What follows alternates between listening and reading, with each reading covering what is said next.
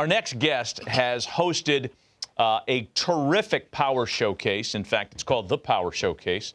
Going on, 15? This is year 16. Yeah, of the this Power is an Showcase. annual visit for us. What's this, year 5 for us? At least. We're pleased to have Brian Domenico on with us once again, talking about the Power Showcase. Brian, good morning. Harold, Matt, as always, it's really nice to see you, and I appreciate you having me on. Well, we appreciate you coming on with us to kind of introduce our viewership to some of the kids that you've discovered and showcased in your Power Showcase. I mean, boy, the list is unbelievable. We watch the video of this thing all the time. Among the players that you had, and I guess you could talk on all of them, who's made your eyes pop the most at the Power Showcase?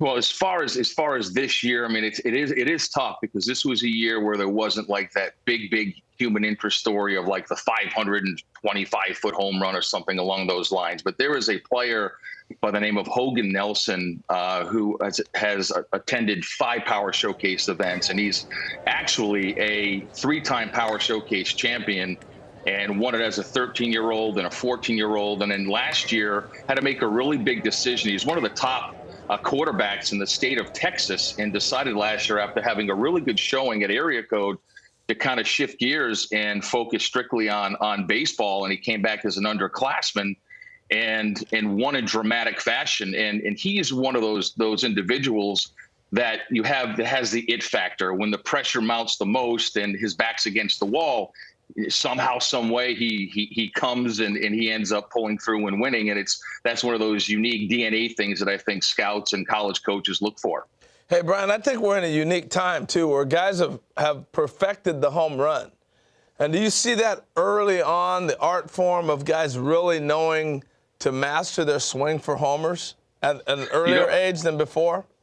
Yeah, I mean, I'm glad you brought that up. The old adage back in the day would be that home run derbies would ruin a player's swing. And I'd be like, that's not really true, because there's so many different swings that are applied in an at-bat, whether it's an 0-2 count, or you have to hit and run, or move a guy over, or have to purposely hit a fly ball to the outfield for a guy who got a tag from whatever base. So I think that when you also put in the very beginning, when they're 12 years old and at Cooperstown, Cooperstown has those 200-foot fences, so the kids are enjoying that. Then they go to the Hall of Fame, and the nostalgia of looking at Babe Ruth's bat and a lot of the old uniforms. Now, they're too young to really appreciate all that, but it kind of starts there. And then they come to the Power Showcase, and knowing that they're coming to the Power Showcase and ending up at the other end of the rainbow in a major league stadium to kind of be a big leaguer and whet their palate for greatness and have that prosperous energy wash over them. Now it trickles back to, okay, how are we going to prepare for this? And with how all the great metrics today with blast motion and hit tracks and all how and Rapsodo and how their videos can be broken down, and how all of the hitting coaches are vast in so many different philosophies that they break down the kids' swings, and they really start to learn how to do that. Now, you can attest to this, Harold, that when you hit a ball and you square one up, it's smooth. It's one of the most beautiful moments in all of baseball, and obviously you have to elevate to celebrate. Elevate to celebrate. I love it. That's a good Gary line. Templeton couldn't have said it better himself. That's a good line. Hey, so how do I get invited if I'm a kid, and how's that process work to get there? If Matt wants to be a 13-year-old again, how's he get into this deal? Yeah, and that's a great question. And there's a lot of different ways that you can get in. Some parents will reach out to me. Obviously, I need to take a look at some video. Then I want to take a look and see what travelable organization they play for, the level of competition. And listen, I don't always bring in the absolute very, very, very best guys. There are some big lumbering young players that they just need to set some goals. And it's only a matter of time before the kinetics and everything starts to come together, and they find themselves and they take off. So again, parents can reach out through the website. And again, there's a lot of different ways, Harold. Hey, so give us some names of some players, either prospects in minor league ball or big leaguers who've come through the Power Showcase. Well, I think the most noticeable one was Bryce Harper, obviously. And then you had, Tristan Costas, who's now the starting first baseman for the Boston Red Sox. And when he did the Power Showcase, he hit 5 500-foot home runs, which was really incredible. And then it was Blaze Jordan that you and I had talked about many times. And then he won the junior Major League Home Run Derby. There was a young man by the name of David Denson that hit a 515-foot home run off the Jumbotron. That was back in 2012. Daniel Vogelback. I mean, there's countless guys in the big leagues. Tell us about this DiMaggio Lonero. Oh, DiMaggio Lonero, leaving nothing to the imagination. A very, very cool story. So his grandfather was an Italian immigrant. And so when he got to New York, just fell in love with baseball and obviously the New York Yankees. And when he had his son, which is DiMaggio's father, his name was Bill. When Bill grew up, he obviously was a diehard Yankee fan. So he decided to name his son DiMaggio. And his father was like, well, listen, that's kind of a tough name to live up to. And what's ironic is that DiMaggio actually told his father, and he knew about the event because two of his buddies at the event a couple of years ago, a player named Drew Repepe, who actually was a two-time Power Showcase world champion. He told his father, he's like, I'm gonna go down and I'm gonna win it. And I think he put out some incredible numbers, 468 feet with his longest home run. And he has tremendous raw power. And like I said earlier, just scratching the surface and his potential. And I think he did Joe DiMaggio pretty proud, for sure. Yeah, I would say these kids are breaking my back looking at these videos. Italians, baby. Like Italians. I understand they also named the family dog Yogi. Is that right? Man, that's right. Living a Yankee dream there. Yeah. I want to ask you about, because there's a couple of 12U and 13U kids that popped as well. And I don't know, for me, the younger they get with the power, I mean, it makes you marvel at the command and the bat to ball skills when the kid's 12 years old.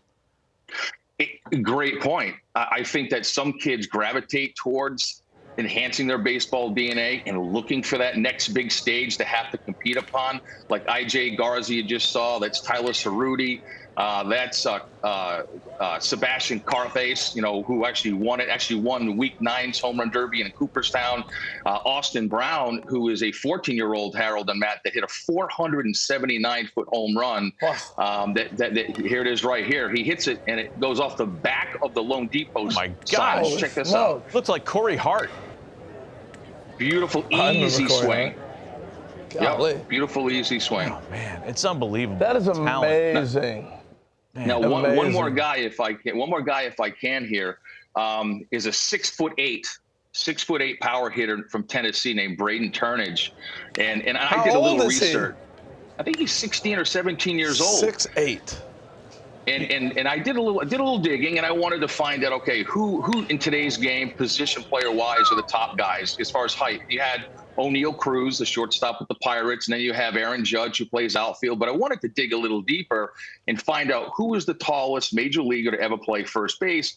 And it was Tony Clark. I guess he's the executive director of the Major League Baseball Players Association, had 251 home runs and a 15-year career. But, 6'8", and he's an incredible basketball player, and he's also an ascending pitcher on the mound. Wow. That's scary. He looked like Richie Sexton.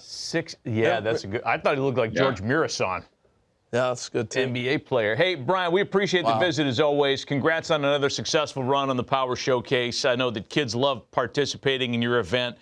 You had it a few weeks ago, and for folks that are interested, it's on the website. We have the information on the screen. Brian, we appreciate the visit. Happy holidays to you and your family. Always. Thanks, guys.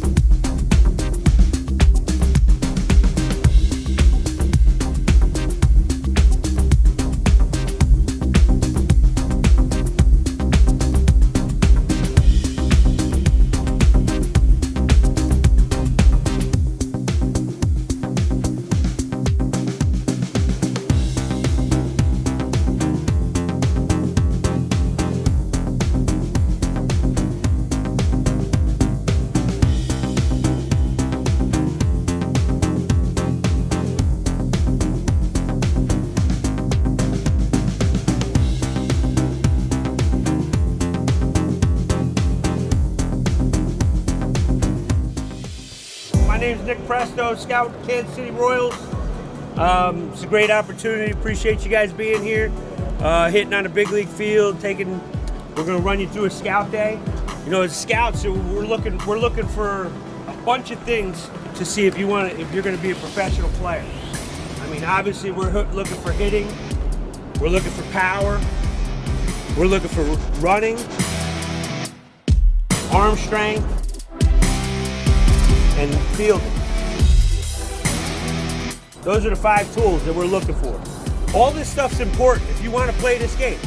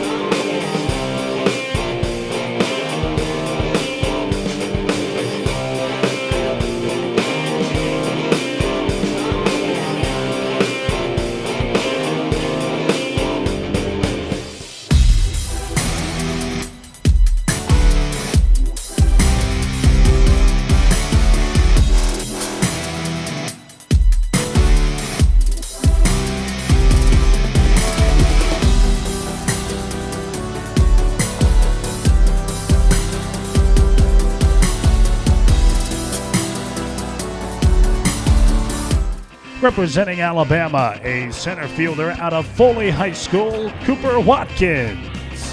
Cooper is a returning 15th annual Power Showcase participant.